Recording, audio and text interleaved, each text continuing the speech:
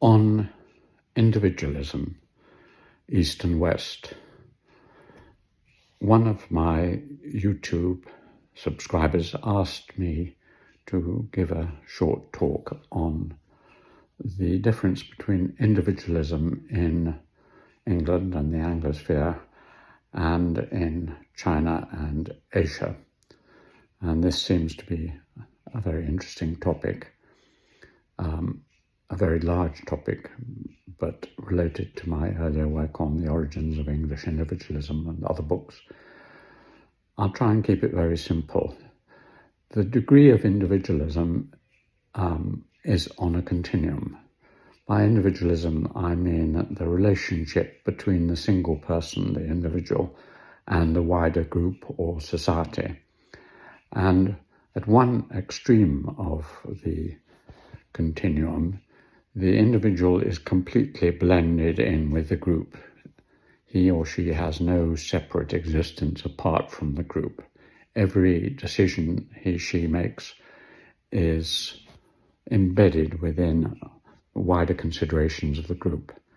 So in that sense, for example, a baby, newborn baby, is hardly an individual because it's entirely dependent on the people around it.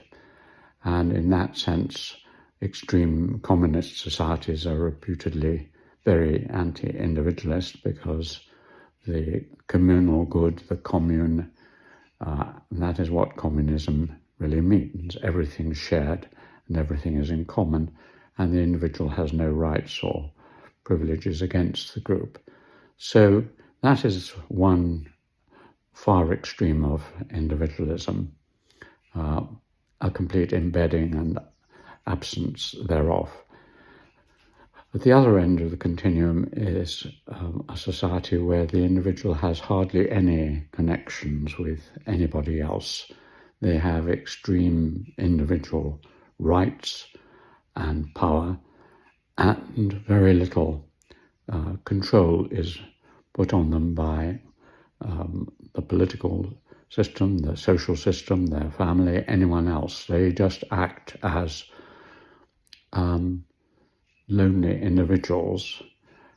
And that sort of society is one where people are like billiard balls. They just roll across the nation or country in whatever way they think fit. So those are the two extremes. Now, if we look at history and different forms of society, we can see that the progress of, or the story of human beings has been, on the whole, a gradual disembedding of the individual from the group.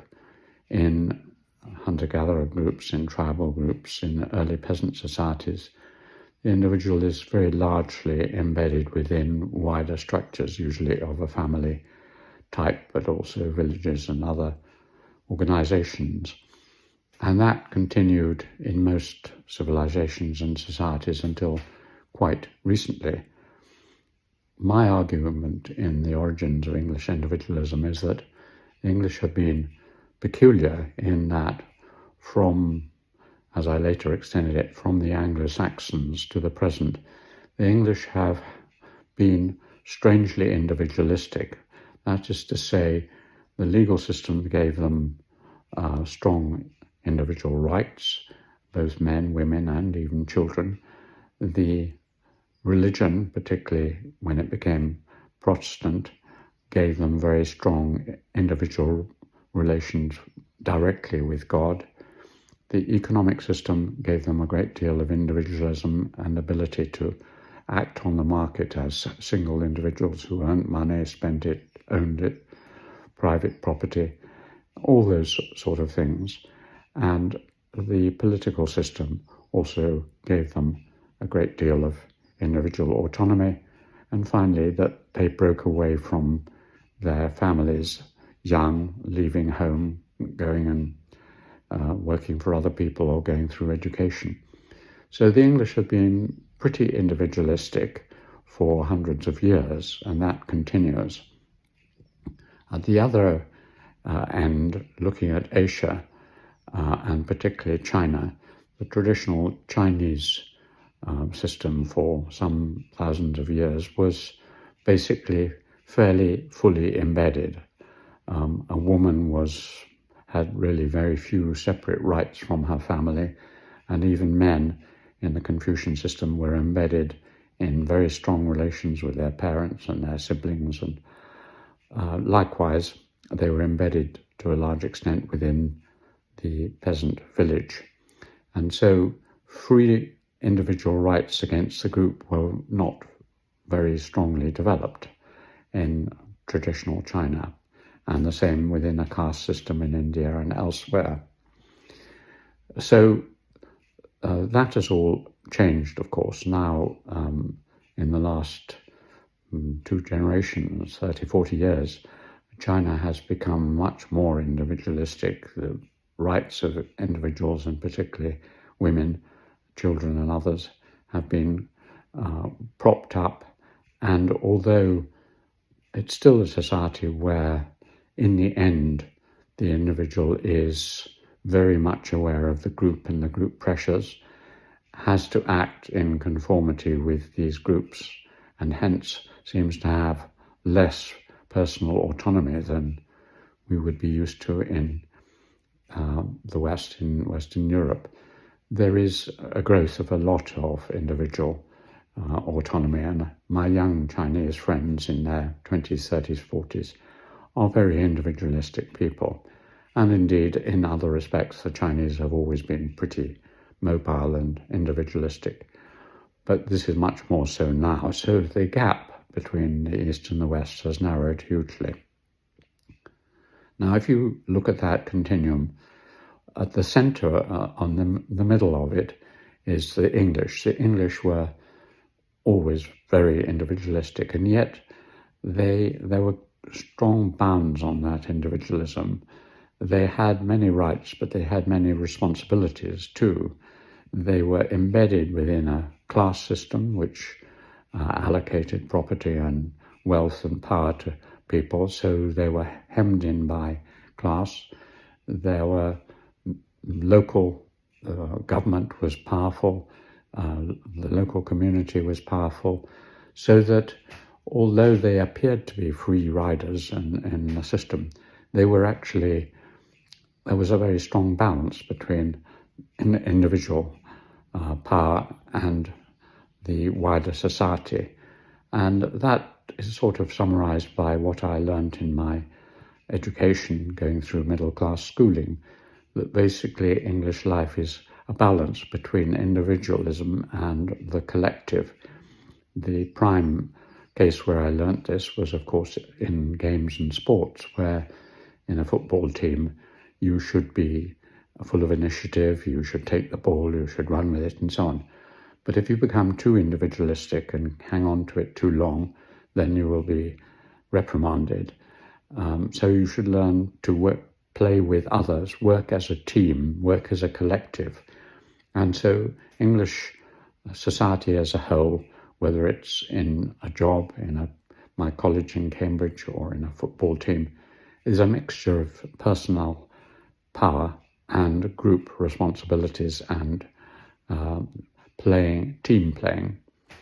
Now, when this kind of civilization was taken to America, something happened which we can see manifest now, which is that a number of the powers and forces which embedded the individual were stripped away. This is obvious, for example, in relation to religion. The first settlers were the most extreme individualists. They were extreme Protestants and Puritans. And so they rejected the power of the Anglican Church. And so they were free thinkers in relation to religion. Likewise, the class system was supposedly not taken. They were all, on the whole, the early settlers, middle class sort of people, and they rejected the class system. There was no nobility or aristocracy. They rejected the king's power on the whole, and therefore they were free political actors, free social actors. The family system was even further weakened. And when Tocqueville went to America in the 1830s, he saw a highly individualistic society, many things of which he liked and approved of, their energy, their initiatives, the way they associated together. But he also was very disapproving of the extreme forms of it, which he called egotism rather than individualism, whereby Americans pushed their individual rights against everyone else to extremes. And so for an English person now looking at America, it appears to be England on steroids. The most obvious example is gun ownership.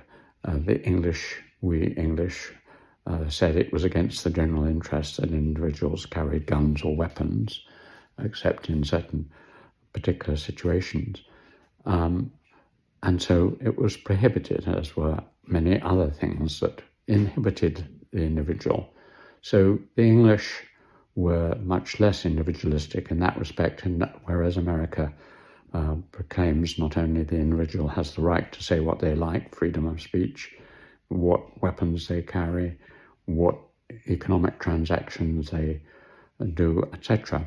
So from an English perspective, the Americans are over-individualistic, and from an American perspective, the English are socialists. They have state-owned companies and they still seem very embedded. So on that continuum, you have China moving towards the middle, America at one extreme, and England around the middle. And that's how I currently think of the contrasts between different civilizations. If one took it to other civilizations, for example, continental Europe is more towards the Chinese side. The individuals are more embedded in their families and in the communities, in their Catholic religion and so on. So they're more towards the communal end than the English, and you could expand the analysis elsewhere. On the question of individualism in the East and West, I have a further thought. The position on the continuum between very individualistic, as in modern America, and pretty communal, as in many societies, is also linked to history and tradition. The English in the middle, when they were on the English soil, were much embedded in their fairly long history, and certainly in their traditions. Common law was based on precedent, and they always looked to the past to see how they should behave. So they were embedded in a certain path dependent, as it's sometimes called in economics, path dependent on some 100 years of English history and its traditions, rituals, customs, ways of doing things. And if individuals stepped out of that, then they would be brought back into line.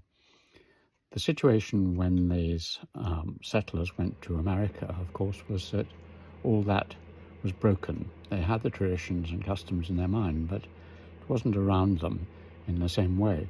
And therefore, they had to invent a new kind of way of dealing with life.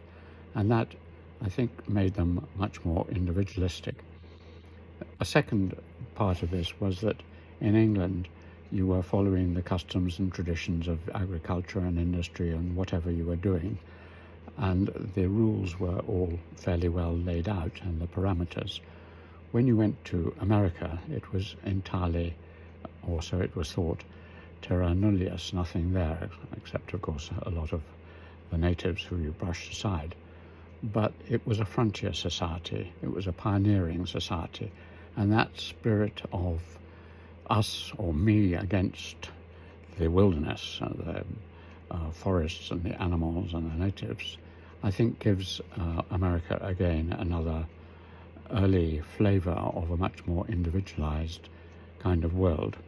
If you go to the other extreme of China, China has a huge history, much vaster than that of England, and therefore many of the traditions and customs and ways of thinking and philosophies and family systems had been laid down 2,000-3,000 years ago, and any Chinese born into that long and complex history is bound to be embedded in all sorts of ways of looking at the world which date back to Confucius and beyond, and ways of acting which date back to the early centralization of China. So I think the constraints of embeddedness in time and tradition is another important dimension.